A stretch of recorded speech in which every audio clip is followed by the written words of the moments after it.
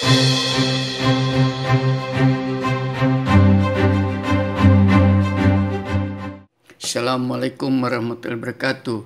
Saat ini kita akan berbicara tentang pisangisasi sebagai buah surga dimanapun di seluruh tempat di Indonesia.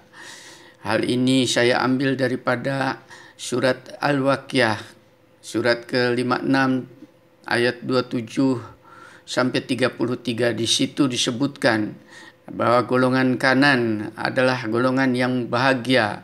Mereka akan ditempatkan dan diantaranya ada pohon bidara dan pohon pisang yang bersusun-susun. Naungannya terbentang luas, airnya tercurah, buah-buahannya banyak. Untuk itulah saya mencoba pisangisasi ini melalui kultur jaringan.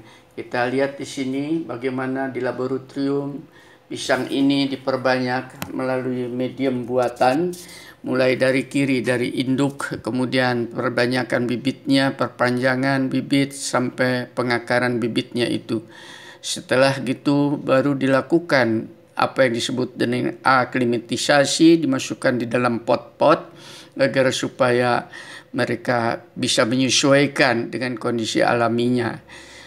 Bibit pisang Cavendish melalui kultur jaringan ini dengan demikian ada keuntungannya. Karena selain umurnya seragam, dia bebas daripada hama penyakit dan insya Allah produktivitasnya juga tinggi karena kita bisa mengambil dari meristem atau dari bahan-bahan somatiknya daripada tanaman sehingga bisa mempercepat perbanyakannya itu, tidak mengalami kesulitan dan bisa ribuan bahkan jutaan. Dengan mudah ini dilakukan di laboratorium. Kemudian setelah begitu kita akan introduksi ke petani. Dalam hal ini tentunya harus dibawa dari lab ke lapangan atau dari rumah kaca ke lapangan itu melalui alat transportasi yang ada. Bisa saja melalui mobil atau melalui kendaraan-kendaraan yang ada di desa itu. Untuk diintroduksikan ke daerah di mana petani-petani itu mungkin lahannya kurang produktif. Nah, untuk hal yang demikian perlu adakan penyuluhan.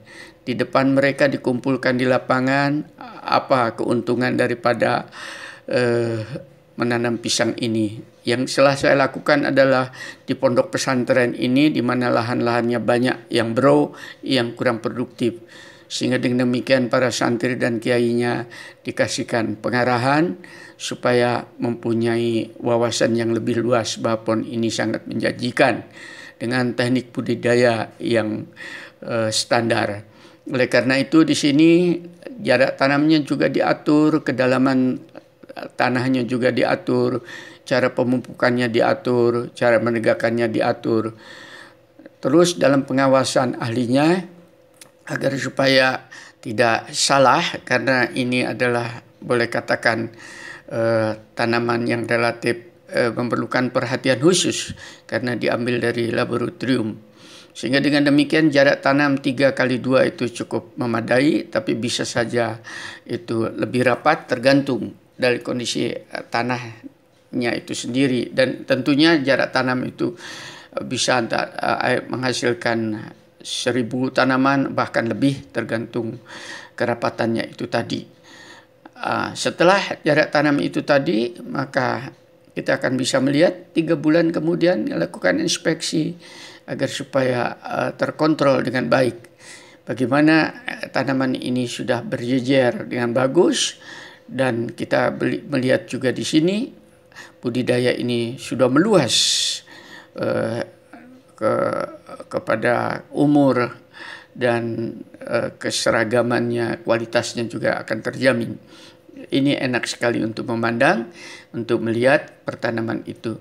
Nah, berikutnya tentunya tetap dikontrol karena tidak boleh di situ ada gulma atau ada tanaman-tanaman lain supaya tidak terjadi kompetisi terhadap makanan atau sinar matahari atau kerusakan tahannya itu sendiri.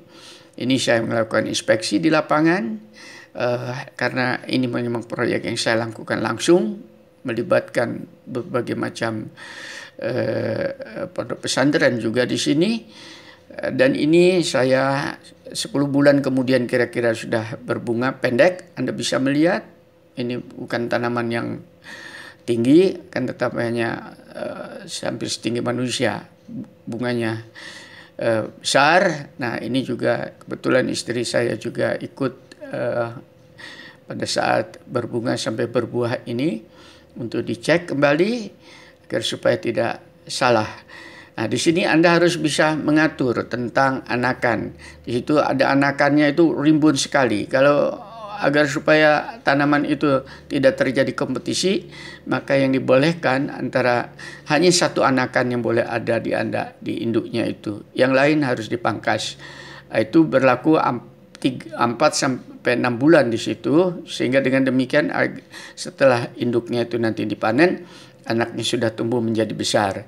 Anda bisa melihat di sini itu anakannya berada di bawah induknya itu yang akan menggantikan apabila induknya sudah direbahkan untuk diambil buahnya ini tadi. Ya perlu ada pencagakan karena beratnya buah pisang ini harus disangga.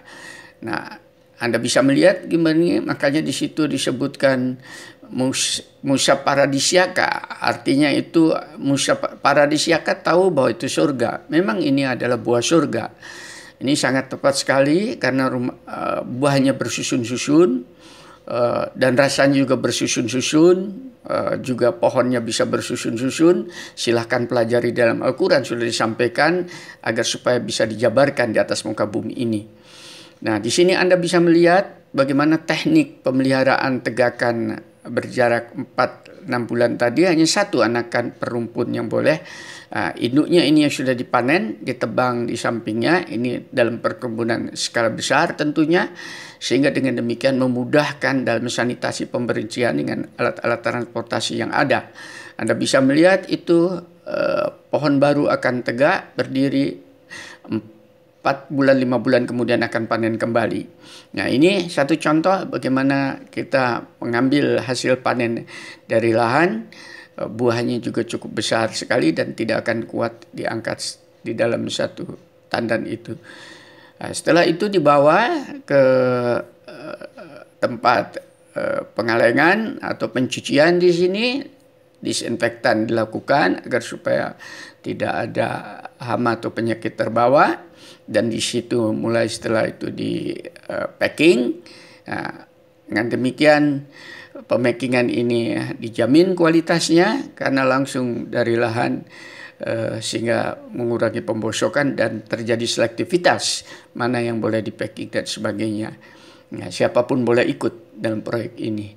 Setelah itu berhasil, kita mencoba melakukan introduksi di lahan-lahan petani, dalam ini penduduk besar dan masyarakat sekitar. Dan ini adalah cara bagaimana kita melakukan apa yang dinamakan penyuluhan supaya mereka itu mengerti faktor keuntungan dan faktor kelebihan daripada Quran pisang ini sebagai implementasi daripada Al-Quran.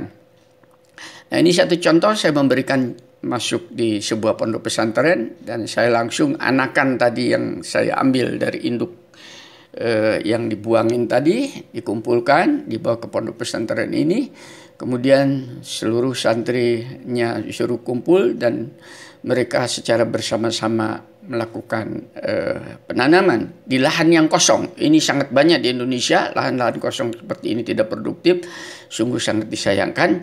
Mengajari agama akan tetapi produktivitasnya rendah. Oleh karena itu saya memberikan percontohan langsung dan mereka sangat antusias, tanpa bayar mereka saya pimpin langsung.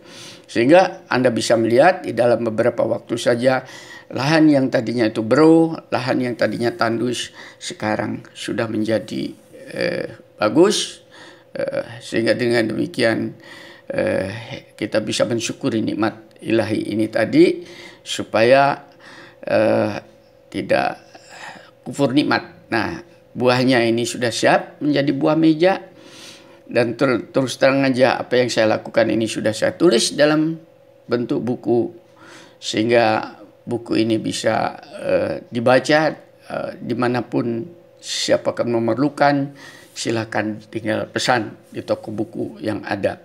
Nah, mudah-mudahan dengan demikian Anda semua yang tertarik dengan masalah ini silakan menghubungi kajian Bima Sakti, apakah akan membuka perkebunan baik di dalam negeri atau di mana seluruh pelosok tanah air.